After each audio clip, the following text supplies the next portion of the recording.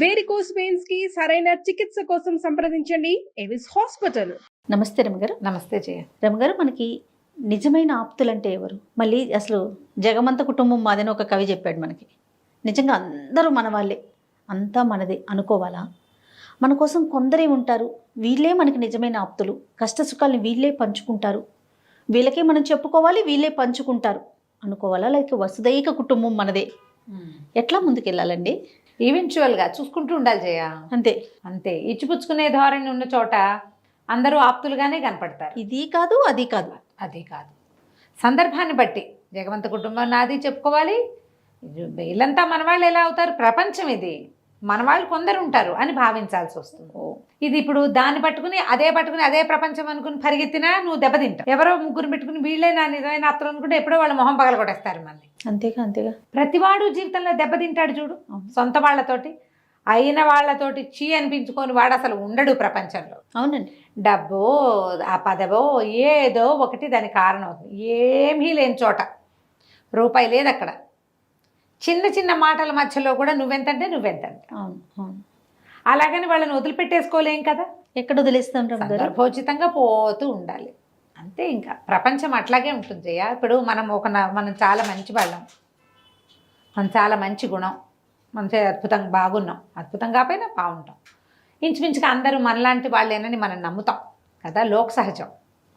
అవతల వాళ్ళల్లో ఉన్న చేదు చెడు విపరీత గుణము అప్పుడప్పుడు మనకి అనుభవానికి వస్తూ ఉంటాయి. అప్పుడు ఏమనుకోవాలి? ప్రపంచం అంతా ఇంతే అనుకోకూడదు. ఇలా కూడా ఉండొచ్చు, ఇలా కూడా ఉంటుంది.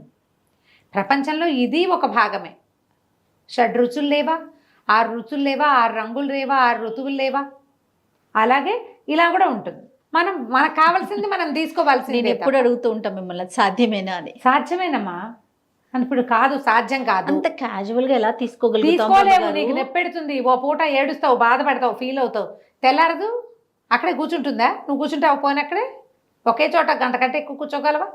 కాసేపు కూర్చుంటే నేల కూడా వేడెక్కిపోతుందమ్మా.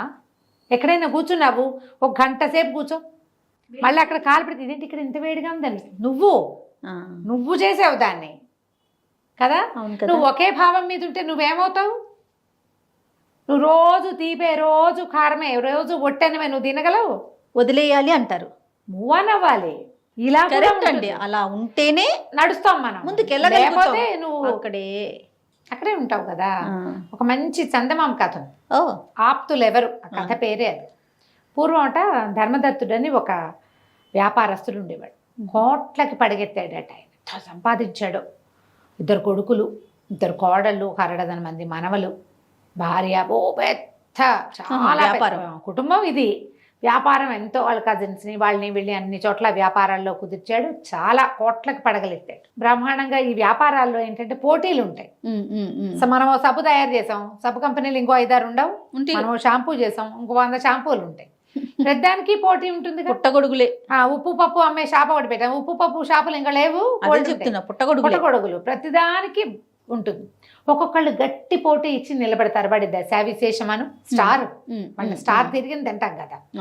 దశ తిరిగి ఆయన చాలా బాగా సంపాదించాడు. వృద్ధాప్యం వచ్చాక ఆయనకి ఏమిటి జీవితం ఎప్పుడు ఇలాగే ఉంటుంది, ఏదైనా చెయ్యాలి అనిపించింది. ఆయనకి ఏమనిపించేది? రాత్రిపూట పడుకున్నప్పుడు నిద్ర పట్టేది కాదు. ఒక వయసు వచ్చాక నిద్రలు పట్టవు కదా. పట్టక ఆ వ్యాపారం గురించి ఆలోచిస్తూ క్రమంగా తనకి పోటీ వచ్చిన వాళ్ళల్లో ఎవరెవరు వాడి పోటీ వచ్చాడు, వాడిని తొక్కేసాం, వీడిని పోటీ వచ్చాడు, తొక్కేసాక వాళ్ళు ఏమైపోయారు అని గుర్తు రావటం మొదలుపెట్టింది. ఓహో, బాధ కాదా? ఒక కష్టమే. వాళ్ళని తొక్కేసాక వాడు కొంత తొక్కాం. మన పెద్ద కొట్టు, పక్క వాడిది చిన్న కొట్టు, అసలు కొట్టే లేకుండా నామరూపాలు లేకుండా పాడైపోయిన వాళ్ళు గుర్తు రావడం మొదలుపెట్టారు. బాధేస్తోంది ఆయనకి. ఏమిటి, మనం వ్యాపారంలో పైకి రావాలంటే వాడేమన్నా నేలకోలుకు లేక చేసేసేయాలా? అలా గుర్తు చేసుకుంటుంటే ఆయన గుర్తొచ్చింది విశాఖ దత్తుడు. అతను మరణించాడు. ఈయన వ్యాపారంలో పోటీ. వాళ్ళ కుటుంబం ఎక్కడుంది ఎంత ఆలోచించినా వాళ్ళు ఎక్కడున్నారో తట్లా అతనికి. అదివరకు ఆ సందులో ఏదో పెద్ద మేడ వాళ్ళది. ఇప్పుడు ఆ మేడ లేదు. ఎవరో ఏమిటో ఇల్లు కట్టుకున్నారు అక్కడ. అంటే మేడ అమ్మేశారు. వీళ్ళు ఎక్కడికి వెళ్ళారు? విశాఖ దత్తుడికి ఎంతమంది పిల్లలు ఆలోచించాడు, జ్ఞాపకం రాల. సరే ఏమనిపించింది, తీర్థయాత్రలకు వెళ్దామనిపించింది. కొడుకులకి మొత్తం లెక్కలు డొక్కలు అన్నీ అప్పచెప్పాడు. ఇది అని. మరి నేను వెళ్ళొస్తానయ్యా, జాగ్రత్తగా చూసుకోండి అని ఇళ్ళన్నీ కోడళ్ళకి, వ్యాపారం అంతా కొడుకులకి, ధర్మకార్యాలు అవి వాళ్ళ కజిన్స్కి, గుళ్ళలో కట్టాల్సిన డబ్బులు ఇవన్నీ సర్దాడు పనులు. ఒక 4 రోజులు పట్టింది ఇదంతా. ఓకే. ఓ 4 రోజుల తర్వాత ఒక చేతి సంచి పుచ్చుకుని వెళ్ళొస్తాను రా. సంచి పుచ్చుకెళ్తున్నాడు. నా సంచిలో ఏముందో ఎవరు చూడలే, వెళ్ళిపోయాడు. ఈ వెళ్ళిన ఆయన ఏం చేశాడు, ఆయన ఏదో ఊరు వెళ్తాడు అనుకున్నారు వీళ్ళు. ఊరు గీరు ఏం వెళ్ళ, ఏదైనా ప్రయాణ ఏర్పాట్లు చేస్తాం నాన్న అని అంటే, వద్దయ్యా తీర్థానికి వెళ్తున్నా, మనం గొప్ప చూపించుకోకూడదు, నా దారిని నేను మెల్లిగా ప్రయాణం చేసుకుంటూ వెళ్తానన్నాడు. ఆయన ఒక సంచియే కదా తీసుకుపోతున్నాడు, అవసరమైతే కబురు చేస్తా, డబ్బులు పంపించేస్తాను, ఏదో ఊరుకున్నారు. ఏదైనా కానీ ఆయన తంటాలు ఆయన పడతాడు అనుకున్నారు అనుకో. ఈ ఊళ్ళో ఆ రోజంతా ఊరంతా తిరిగాడు. సరే ఒక సత్రంలో ఆగి వేషం మార్చేసుకున్నాడు. ఆయనకి వేళ్ళకి ఉంగరాలు ఉన్నాయి, మెళ్ళలో కొలుసుంది, చక్కటి సిల్క్ చొక్కా పంచ కట్టుకున్నవాడు. చింకి పాతలు లోపల నుంచి తీశాడు. ఒక కాటన్ది పాత పంచ, ఎప్పుడో వదిలేసిన పాత కాటన్ చొక్కా నలిగిపోయింది, కట్టుకుని ఆ పట్టుబట్టలు 2 చొక్కా పట్టు పంచ చుట్ట చుట్టి తను తెచ్చిన సంచిలో అడుగుని పెట్టాడు. సంచి చేత్తో పుచ్చుకొని బయలుదేరాడు. ఆ ఊళ్ళోనే ఒక చిన్న ఏమంటారు పాత వాడ ఒకటి ఉంది. బాగా ఊరంతా పెరుగుతాయి చూడు, ఇప్పుడు సిటీలు కూడా ఓల్డ్ సిటీ వేరు, కొత్త సిటీ వేరు. ఓల్డ్ టౌన్స్లో కూడా అలాగే ఉంటుంది, డెవలప్డ్ ఏరియాస్ వేరే ఉంటాయి. అవును, పాత ఇళ్ళు అలాగే ఉంటాయి. అలా పాతగా ఉన్న ఒక పాత వాడలోకి ఓ బస్తీ లాంటి దాంట్లోకి వెళ్ళాడు. వెళ్తే ఒక పాత సుమారైన ఒక పెంకుటిల్లు, తలుపు కొట్టాడు. ఆ ఇంట్లో ఆవిడ తలుపు తీసింది. అమ్మ మరి వేరే ఊరి నుంచి వస్తున్నాను, రాత్రి ఎక్కడ ఆశ్రయం దొరకలేదు, ఈ రాత్రికి ఇక్కడ ఉండిస్తావా అమ్మ అన్నాడు. సరే ఆవిడ తలుపు తీసిన ఆవిడ, రండి బాబు, మగపిల్లలు ఇంకా ఇల్లు చేరలేదు, మరి అన్నం తిందురు కానీ, ఒక ముద్ద తిని పడుకుందరు కానీ, ఏముంది తెల్లవారాక వెళ్తురు కానీ, ఏదైనా పని మీద వచ్చారా అని. ఏదో పని అమ్మా, చిన్న పని, వ్యాపారపు పని అనుకోండి, అంత పెద్ద పని కాదన్నాడు. లోపల తీసుకెళ్ళింది ఆవిడ. ఆ ఇల్లు ఎవరిది, ఈయన తొక్కేగా చనిపోయిన విశాఖదత్తుడు ఇల్లు. విశాఖదత్తుడు మరణించాక అతని భార్య ఆయన వ్యాపారంలో అయిన నష్టాలన్నీ ఇల్లు వాకిలి అమ్మేసి తీర్చేసుకుని 3 మగపిల్లలు 2 ఆడపిల్లలతోటి ఈ చిన్న బస్తీలో ఉంటుంది. మగపిల్లలు 3లో పెద్ద అబ్బాయి వివాహం చేసుకుని వేరే ఊరు వెళ్ళిపోయాడు. ఇంకో 2 అబ్బాయిలు ఉన్నారు. వీళ్ళు ఏదో బయట షాపుల్లో పనిచేస్తున్నారు. ఆవిడ ఏం చేసింది, బాబు ఇంకా బియ్యం పెట్టలేదండి, మరి కాస్త కాళ్ళు చేతులు కడుక్కుని కూర్చోండి అని చెప్పి ఒక గ్లాసుడు మజ్జిగ ఇచ్చింది. అన్నం వండింది, ఏదో కొంచెం సింపుల్గా కూర చేశారు, చారు పోసి పెట్టారు. పెద్దవాళ్ళకి అంతకంటే అన్నం ఏముంది, చల్లగా ఉంది ఇల్లు. పిల్లలు వచ్చారు, ఏవో ఆ మాట ఈ మాట మాట్లాడారు, పక్కేసుకుని పడుకున్నాడు.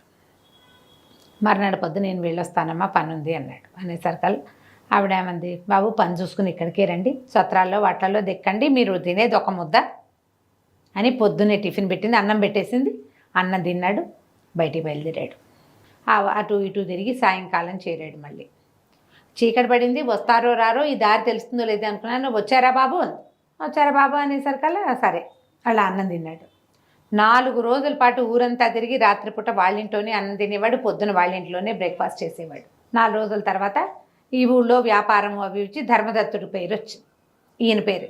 అయితే ధర్మదత్తుడు మీకు తెలుసామంటే, ఏముందండి తెలియటానికి, వాళ్ళదో వ్యాపారం మాదో వ్యాపారం, వ్యాపారం అన్నాక పోటీ తప్పదు, ఆయన పెద్ద ఎత్తాడు, మా ఆయనకి తెలియక ఈయన ఎగరబోయాడు, వ్యాపారం కుదేలైపోయింది అంటే నేనేనమ్మా అన్నాడు.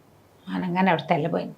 అదేమిటండి ధర్మదత్తుడు మీరెట్లా అవుతారు, ఆయన దగ్గర చాలా సంపద ఉందండి, ఇంచుమించు నా పుటకల నాటి నుంచి ఆయనకి వ్యాపారం బాగుంది, చాలా పెద్ద పెద్ద ఇళ్ళు తోటలు దొడ్లు, మీరు ధర్మదత్తుడు ఏమిటంటే. కాదమ్మా నేనేను, ఈ విశాఖదత్తుడు చనిపోయాడని నాకు గుర్తొచ్చి మిమ్మల్ని ఒకసారి చూసిపోదామని వచ్చాను అనేసరికల్లా, ఉండండి ఏముంది, మాతో పాటే కలువ గంజో తిందురు కానీ ఉండండి మా దగ్గరే, ఇల్లు వదిలిపెట్టి వచ్చేసానంటే మీ ఇంటికి మీరు వెళ్ళండి అనలా. ఏముందండి 3 పిల్లలు, అది 2 ఆడపిల్లలు 2 మగ పిల్లలు ఉన్నారు. ఆడపిల్లలు పెళ్ళిళ్ళు అవి మెల్లిగా చేస్తాం, పిల్లలు కొంచెం చిన్నపిల్లలు కదా, మనం ఇప్పుడు మేము 5గురికి వండుకుంటున్నాం, మీకు ఒక ముద్ద ఎక్కువేముంది, మీరు ఉండదలుచుకున్న నాళ్ళు ఉండండి, మమ్మల్ని వెతుకుంటూ వచ్చే చుట్టాలు లేరు, పక్కా లేరు, మాకు మా డబ్బు పోయాక ఎవడూ మా దగ్గరికి రాలా, ఎవరో ఒక పెద్ద మనిషి వచ్చి మా ఇంట్లో ఉంటుంటే మాకు అంతకంటే ఏం కావాలి, ఏ పెద్ద దిక్కు లేకుండా ఉన్నారు పిల్లలు, మీరు ఇంట్లో మసలటం మొదలుపెట్టాక పెద్దవాడి ఇంట్లో ఉంటే బాగుందనిపిస్తుంది, ఇక్కడే ఉండిపోండి. ఆశ్చర్యపోయాడు. ఏమీ లేకుండా ఇలా పిలిచేస్తే ఉండమంటోంది. అది అంత అన్యాయం చేసినా కూడా తను స్వయంగా చేసిన అన్యాయం కాదు, అది పోటీ వల్ల జరిగిపోయింది అంతే. మనం ఏం చేస్తాం అవతల మనం బయటికి వెళ్తుంటే ఒకళ్ళు ఎవరైనా తుబ్బినా వాళ్ళని తిడతాం. అవునండి, అవునో కాదో తెలియదు మనకి. ఏదైనా ఒక వస్తువు పోతే 10 మంది మీద నిందేస్తాం. లోక సహజంగా మనుషులు అట్లా ఉంటారు. అవునండి. ఈయన బాగా ఆలోచించుకుని అమ్మ నేను మళ్ళీ వస్తాను అని చెప్పి బయటికి వెళ్ళాడు. వెళ్ళి కొడుకు ఇంటికి వెళ్ళిపోయాడు. వాళ్ళు ఆశ్చర్యపోయారు కొడుకులు, నాన్న ఇదేమిటి, ఎక్కడి నుంచి వచ్చావు, ఏమిటి, ఏ ఊరు వెళ్ళి వచ్చావంటే ఏ ఊరు వెళ్ళలేదురా, నాకు ఒక 25,000 వరహాలు కావాలి. మరి మన వల్ల విశాఖ దత్తుడు అన్యాయం అయిపోయాడు, పాపం కుటుంబం అధ్వానంగా ఉంది, మగపిల్లలకి ఏదైనా పెట్టుబడి పెడితే వ్యాపారం చేసుకుని బతుకుతారు, ఇద్దరు చిన్న ఆడపిల్లలు ఉన్నారు వాళ్ళకంటే, వాళ్ళ కొడుకులు ఇద్దరు తిట్టిపోతారు, ఏమైనా పిచ్చ కింద ఒక 100 రూపాయలు ఇవ్వు, 100 వరహాలు ఇమ్మంటే ఇస్తాం, కానీ 25,000 వరహాలు 25,000 వరహాలు మేము ఇవ్వము, నువ్వేమి ప్రత్యక్షంగా అన్యాయం చేయాలి, పోటీ పడి వాడు పోతే మనకేంటి లెక్క, అంతే. పైగా నువ్వు లెక్కలు అప్పచెప్పేసావు నాన్న, నీకు ఇక పెత్తనం లేదు ఇందులో.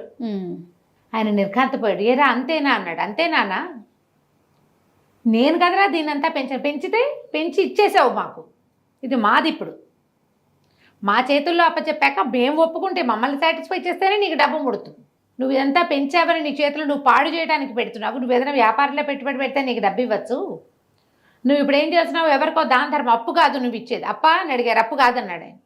దాన ధర్మానికి 25,000 వరహాలు, అది కూడా వాడెవడో ముక్కుమొహం తెలియని వాడికి, అదో సంస్థ కాదు, ధార్మిక సంస్థ అది కాదు, నీకు వచ్చి పడే పుణ్యం లేదు, దానివల్ల మాకు ఒరిగేది లేదు, చచ్చిన ఇవ్వని దిక్కుని చోటు చెప్పుకోమన్నారు కొడుకులు ఇద్దరు.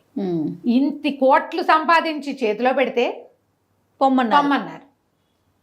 ఒట్టి పుణ్యానికి సాయంకాలం వాళ్ళ వాకిట్లో అడుగు పెడితే 2 పూట్ల అన్నం పెడుతున్నారే వాళ్ళు. వీళ్ళకున్న 100,000 కోట్లలో 25,000 ఏ మూలకి, కానీ వాళ్ళు 5గురికి అన్నం వండుకునేటప్పుడు 6వ మనిషి ప్రతిరోజు ఎక్కువైతే ఎక్కువే, అంతే, ఓ రోజు ఎక్కువ కాదు. 5 గుప్పెళ్ళు అన్నానికి 6వ గుప్పెడేస్తే వారం తర్వాత వాళ్ళకు ఒక రోజు ఆహారం తినేసినట్టు కాదు. నేను అన్నాడు, వరే నేను ఏమి ఇచ్చినా ఇబ్బంది లేదురా, నా చేతిలో ఉన్న సంచి చూడండి, సంచి ఓపెన్ చేశాడు, 25,000 మీరు ఇస్తే ఈ సంచి ఇక్కడ వదిలిపెట్టి వెళ్దాం అనుకున్నాను, మీరు ఇవ్వలేదు కాబట్టి దీని మీద ఆశ వదులుకోండి, మీరు సంచి నిండా రత్నాలు మణులు ఉన్నాయి ఆయన సంపాదించింది, ఇవి వాళ్ళకే ప్రాప్తం ఉన్నాయి, ఇక నీకు సంబంధం లేదు ఈ ఆస్తితోటి అని చెప్పేశారు కాబట్టి మీకు కూడా దీంతో సంబంధం లేదు, వెళ్ళొస్తానని బయటకు వెళ్ళిపోయాడు. నేను ఇక్కడ డబ్బు సంపాదించే యంత్రంగా మాత్రమే ఉన్నాను, వాళ్ళకి పెద్ద దిక్కుగా ఉన్నా, పోనీలే నాన్న నీ మనసు, నువ్వు ఇవ్వదలుచుకుంటే ఇవ్వు, ఇదంతా నీది, నీ ఇష్టం లేనిది మేమేం చేయగలం అనాలి పిల్లలు. ఆ మాట ఎప్పుడైతే ఆస్తి స్వాధీనపడిపోయింది ఇంకా ఆ మాట పోయింది. ఆయన అక్కడికి వెళ్ళిపోయి వాళ్ళ ఇంటో, అమ్మ నేను ఇంట్లో చెప్పొచ్చేసాను, ఇక నీ దగ్గర ఉంటుంటే ఉండండి బాబు, ఏముంది పెద్దవాళ్ళు ఒక ముద్దకు మీకు పెడితే ఏముంది, మా అత్తో మామో అమ్మో నాన్న ఉంటే పెట్టినా నేను అనగానే ఆయన సంతోషించి వాళ్ళతోటి ఉండిపోయాడు. ఆ వజ్రాలు రత్నాలు కొన్ని అమ్మి ఆ పిల్లలతోటి వ్యాపారం పెట్టించి ఇంచుమించుగా తన వ్యాపారం అంతా అయ్యాక ఆయన విశాఖ దత్తుడి ఇంట్లోనే మరణించాడు. ఎవరు ఆప్తులు ఇక్కడ, ఏది ఆశించకుండా మన మధ్య గనక ఇచ్చిపుచ్చుకోటాలు లేకపోతే ప్రేమలు నిజంగా ఉంటాయి జయ. ఇచ్చి పుచ్చుకునే చోట కూడా ప్రేమలు ఉన్నాయంటే వాళ్ళు నిజమైన ఆప్తులు. ఈయన విషయంలో కొడుకులు ఆయనకు ఆప్తులుగా లేరు. ఒక దశ దాటాక తండ్రుల్ని కట్ చేసేస్తారు పిల్లలు. మీరు గమనించండి, లోకంలో ఇలాంటి వాళ్ళు ఎంతమంది, చాలా మంది ఉన్నారు అమ్మగారు. నీ డబ్బు నీ ఇష్టం అనరు. అమ్మ సంపాదించుకుంది లేదా నాన్న సంపాదించుకున్నాడు, ఆయన పెన్షన్, ఆయన డబ్బులు, ఆయన ఇష్టం, అది పెన్షన్ల మీద కూడా హక్కు ఉంటుంది, హక్కుగా భావిస్తారు అమ్మగారు, హక్కుగా భావిస్తారు. మా నాన్నదంటారు, మా అమ్మదంటారు, వాళ్ళకు ఉండదు. ఏ అమ్మాయి ఏ నాన్న ఉంటారో వాళ్ళకి ఆ హక్కులు ఉండవు, ఉండనివ్వటం లేదు. రోజు ఎలా ఉంది కథ చూడు ఎంత బాగుందో, చాలా బాగుందండి, మంచి నీతి కథ, చాలా చాలా బాగుంది అమ్మగారు. నమస్తే. నమస్తే.